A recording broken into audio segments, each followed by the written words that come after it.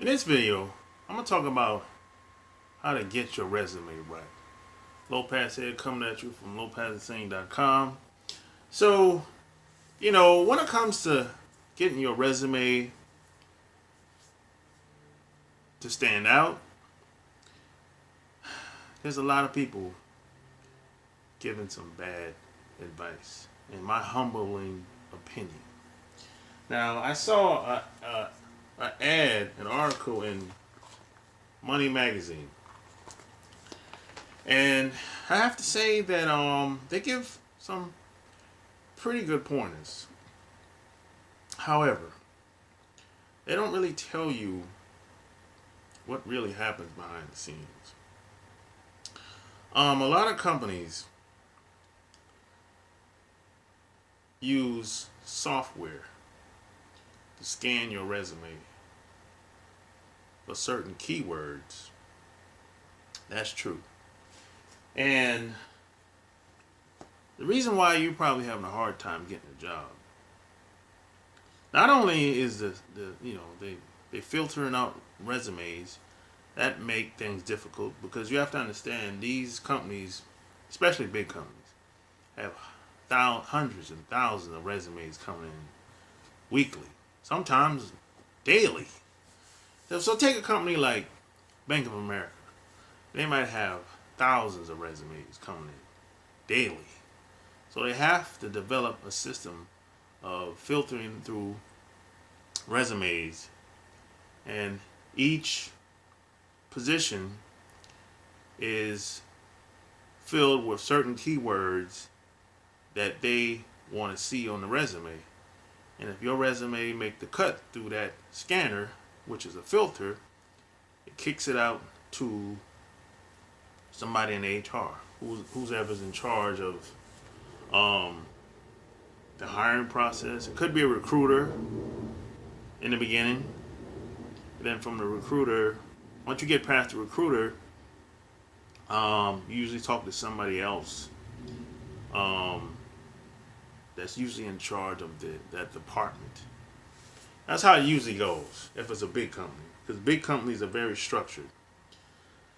But also, you have to understand that there's a lot of discrimination involved in this whole hiring process. So you could be disqualified if you're fat or too big, overweight, in certain positions, certain workspaces, certain companies. And all these companies are not the same. They go at it different. And a lot of times it only takes one person to disqualify you. Sometimes you can be disqualified because of your name, like my name. And I've experienced this, and I've actually been told this through a third party, off the record, that the reason why I didn't get the job is because of my name.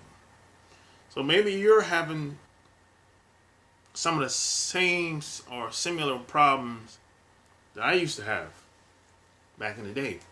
And there's a lot of myths out here.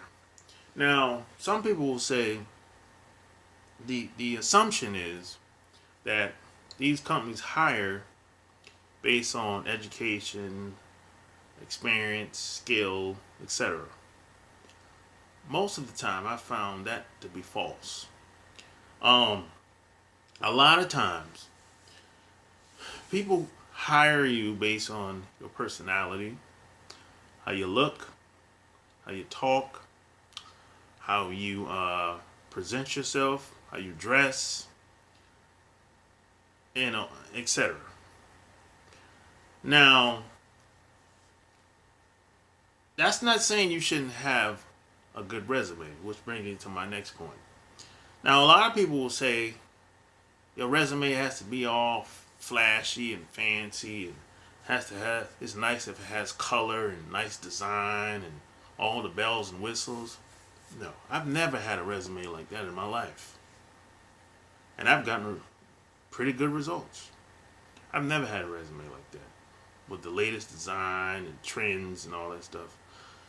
Most of that time, people that are telling you this, they just want to take your money. because they want to do your resume. That's all it is. They just trying to hustle you out of your money. They just want to tell you all the things that it sounds good, but you don't really need all that crazy format. We're dealing with paper here. We don't. This is not state of the art technology when it comes to, getting a resume done. Come on. Look, the last job I had, I worked for 8 years. And the only reason I got the job, I know this. I don't got a big ego. Only reason I got the job is because I had military experience. That's it. Didn't have anything to do with me directly at all. Very little. I had a military background, and a lot of these companies get a tax write-off for hiring military people, and they have a quota to make. That's why I got the job at the time.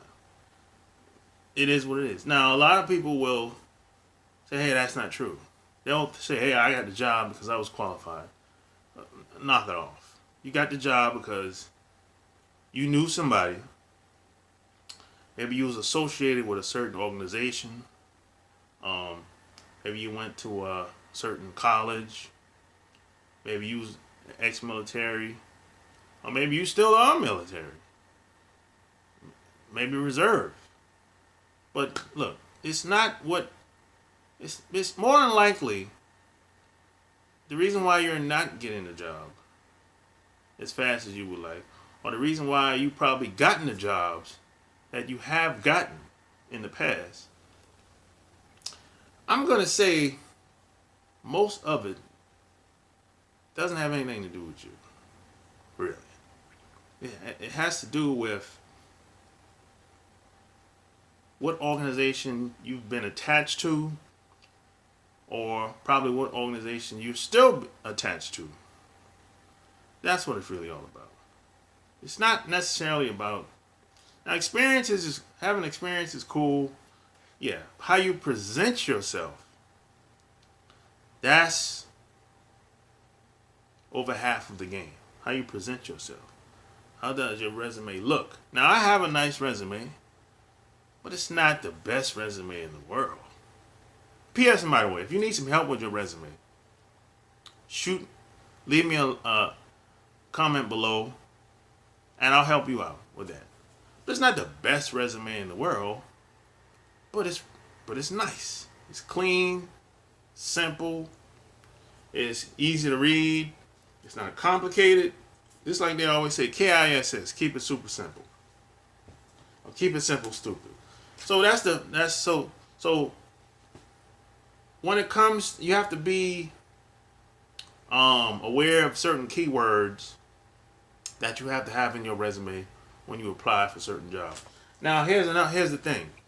Now, some people will use the same resume and just apply for any job. That's not a good idea. There's a better approach is to look at your resume and try to match your resume to every job that you see. That's the best approach. Now, if you take the other approach, there's a third approach. Now, some people will look at a job and change certain keywords or add certain keywords to make their resume as close to that job. But how many times are you going to do that? That's going to take too much time. So what I do is I try to match my resume to every job that I see. I apply it to every job that I see. I read over every job profile that's hiring. And if that job profile matches my resume, I apply for it. But I'm not going to make any changes. That's going to take too long. That's way too much time. But if you try to apply for all the jobs with one resume, that's probably not going to work. That's probably not going to work. You're not going to be able to get through the scanners, through the filter. So that's my advice. And when it comes to your resume, be honest. Don't lie. And if you do lie, just be able to back it up, or at least demonstrate what you know. What you know. That's what I'm going to say. But I don't recommend you lie. You know. And sometimes this is the last point. Sometimes you got to pick up the phone and talk to somebody. Talk to these recruiters. Go on LinkedIn. If you apply for a job, sometimes send the recruiter an email. Try to get them on the phone. That's gonna help you stand out probably over 90% of the people that's applying for those jobs. Because a lot of times, if the recruiter likes your resume, they're gonna call you anyway. So why not take some initiative? Don't wait until some recruiter sees your resume and calls you. Why don't you beat them to the punch? Pick up the phone and call these people. You know, most people are sometimes you got to get off the internet. Because most people don't want to talk to anybody. They're nervous.